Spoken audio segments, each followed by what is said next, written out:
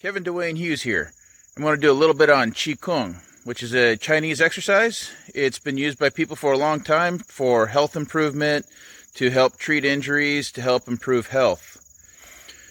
This is a introduction to it. I have several friends who could use the benefit of this. I don't have the best video recording equipment right now or setup, so bear with me as I get this introductory video on here.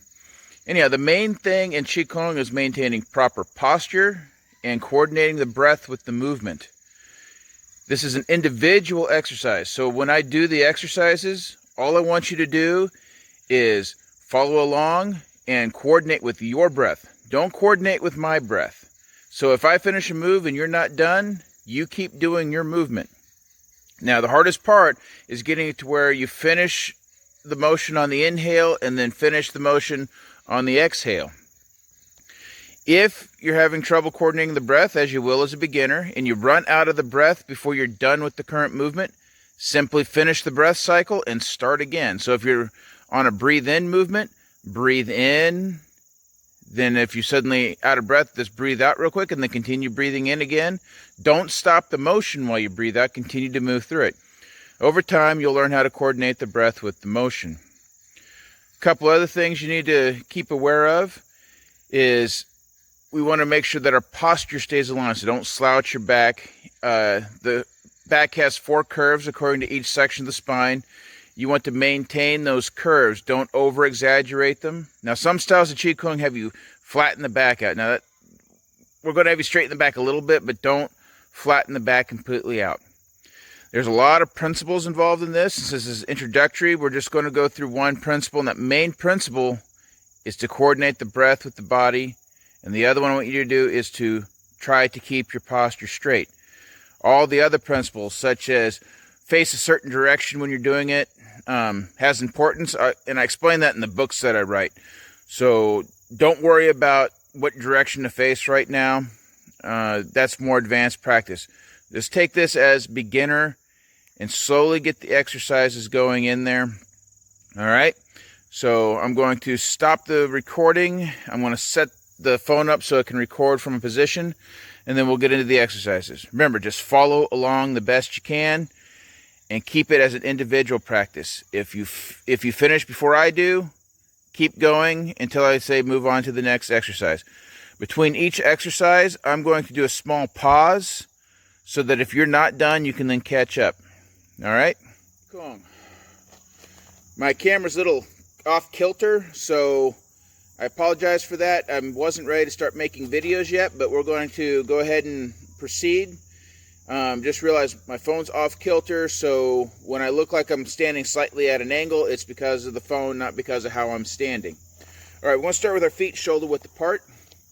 And what I want you to do is I want you to take your hands and cross them and put them onto the lower abdomen.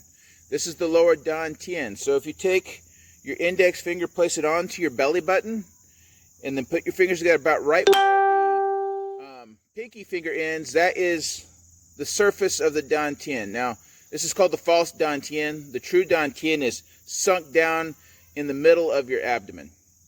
Right now, I want you to tag that point, and you're going to put your palms over that. You're going to feel that, and every time you breathe in, you're going to feel the abdomen rise and fall.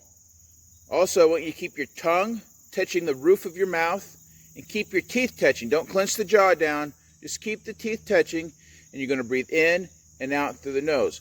Every time you breathe in, the abdomen rises. Every time you breathe out, the abdomen falls. Now, there's other breathing methods. There's geometric breathing methods. There's reverse breathing methods. Those are more advanced practices. We'll worry about those later, or you can read about them in some of my books. All right, beginning the practice. Here, you're going to breathe in. Exhale.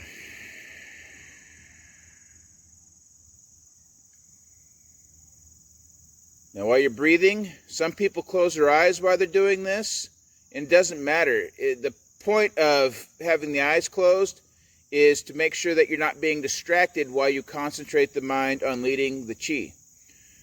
Some people will keep their eyes open, but they'll pick a point about 6-7 feet in front of them and look at that on the ground and just stare there the whole time. Okay, once you've completed about 5 breath cycles, we're going to raise our hands up. We're going to cross here. And you're just going to breathe again. This time the objective is to keep breathing, keeping the lower abdomen moving with each breath without having to feel it with your hands. I'm going to do about 5 breath cycles.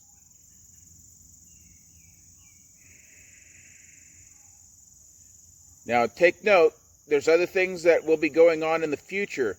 There's things with the feet that should be being done. There's things with the knees that should be being done. Right now, I'm not doing them because this is an absolute beginner's course.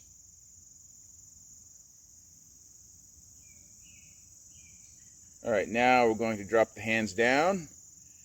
We're going to drop the knees a little bit, and we're going to raise up. And we're going to drop. Breathing in. So you're breathing in as you rise. Breathing out as you fall. Keep the motion nice and slow. Inhale. Exhale. In. Out. You want to inhale to about 90% lung capacity. You want to exhale to about 10% lung capacity. Okay, now let's talk about some of those things that I told you we'd worry about later. Okay, what I want you to do now is as you come up, you're going to bring the knees up, and then you're going to sink the weight. Now, if you have knee problems, don't worry about it right now. Don't do the up and down if the knees are hurting you. If you can't do the full squat, then don't worry about it. Go as far as you can. And you'll notice over time, you'll probably be able to do deeper and deeper squats. Okay? We're breathing in and then breathing out. Let me turn to the side here. You'll notice as I'm coming in, my elbows are bending as I'm coming up, and then they're straightening as they go down. Now, some schools, when they do this exercise, they have them come out like this with the arms straight, and they come back. This is just a different method. In this method, we're articulating the elbows more as we come up and down. It'd be like we're painting a wall, and the wall's in front of us. Our fingers are the bristles of the paintbrush, so I'm painting the wall. Or like the Karate Kid, I'm painting the fence, if you want to do it that way. But notice my hands come to about shoulder level, then they drop. Or say wrists come up to about shoulder level, then they drop. Now notice that when I get up here, as I start to drop, that's when the wrists start to articulate the other direction. When I'm down, I start to move up, and then the wrists start to articulate the other direction. Trying to keep it fluid and graceful.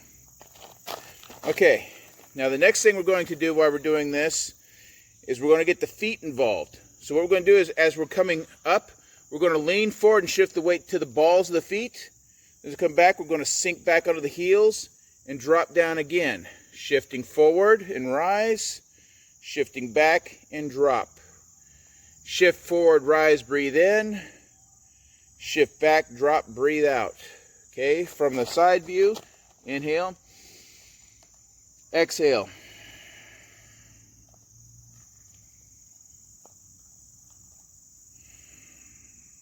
And this is why QiGong is not just simple, go slow motion. You got all this body coordination you got to do with the feet, the ankles, the wrists, the knees, the hips, and so on. Okay, we're going to change exercise now. We're going to drop out of the up and down of the knees. We're going to drop out of the back and forth of the foot, and we're going to slowly add them back in. What we're going to do is we're going to go to a different exercise.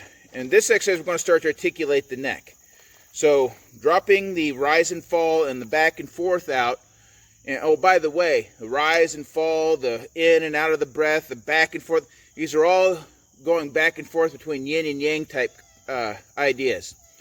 All right, so what we're going to do, it looks like I have a kitty cat visitor. That right there, that cat's name is Fluff Butt, but he's not fluffy anymore because he got in a fight or something and had the hair ripped off his tail or something. But yes, this kitty cat likes me. Okay, bad. Cat distract me. Next exercise. What we're going to do is we're going to look down at our hands. Palms are facing up. We're going to come out. We're going to come up and notice my head is rising with everything here. I'm looking up at the sky towards my palms, and then I drop it down the middle and my head follows. Palms facing towards the ground, fingers are facing each other. I repeat, I breathe in as I come up. I breathe out as I sink. Inhale. Exhale.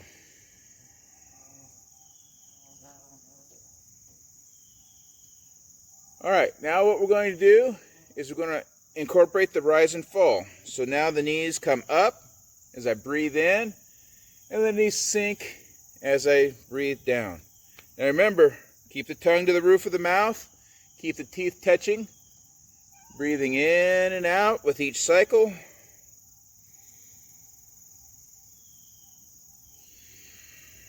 Remember, respect the pain in your knees if your knees hurt. Now start to get the back and forth. So as we rise up, sink back onto the heels. As we sink down, roll forward onto the balls of the feet.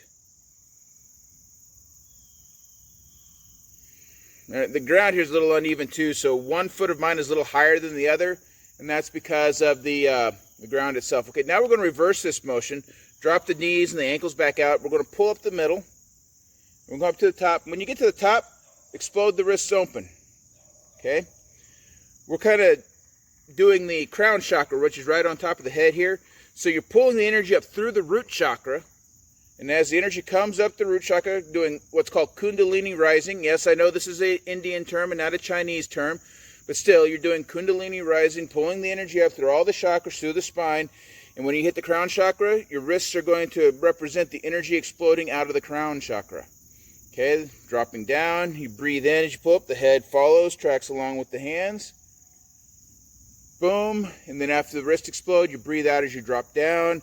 Head drops, adding the knees in. We rise, drop. Breathing in, out.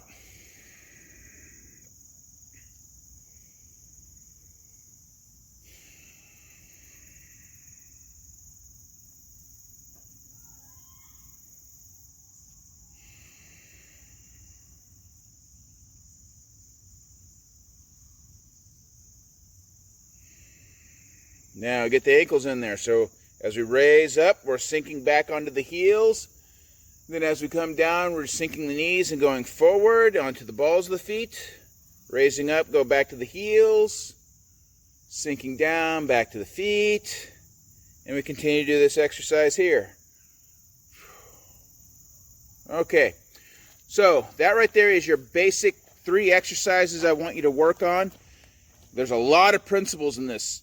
QiGong is a theory that I could sit there and deliver an entire college level course on all the different principles and all the different things that work and what's going on in the body and how to actually do these exercises. It's not just do these slow motion exercises, breathe with the body. No, there is a whole lot to this. And it would be hours and hours and hours of video if I were to take the time to explain every single little detail. So take these 3 exercises, begin working on them, start trying to get the body to coordinate. The breath, the rise and fall of the breath, the rise and fall of the body, the back and forth on the ankles. And remember, this is all comes back to yin-yang, the Tai Chi theory. So yin is sinking, yang is rising, yang is forward, yin is coming back. Okay, yang is breathing in, yin is breathing out. So you got all this going back and forth between yin and yang, constantly going through a circle. Okay, constantly going through the circle between yin and yang, yin and yang.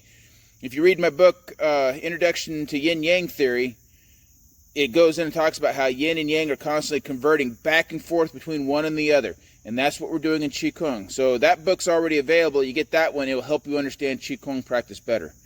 I have a few other books in the works that get even deeper into these principles. All right. Practice. I'll make another video soon. Hopefully the next video I make, I'll have better video setup. But anyhow, this will at least get you started and help you start improving your health using QiGong methods. If you have questions, feel free to message me and I'll do my best.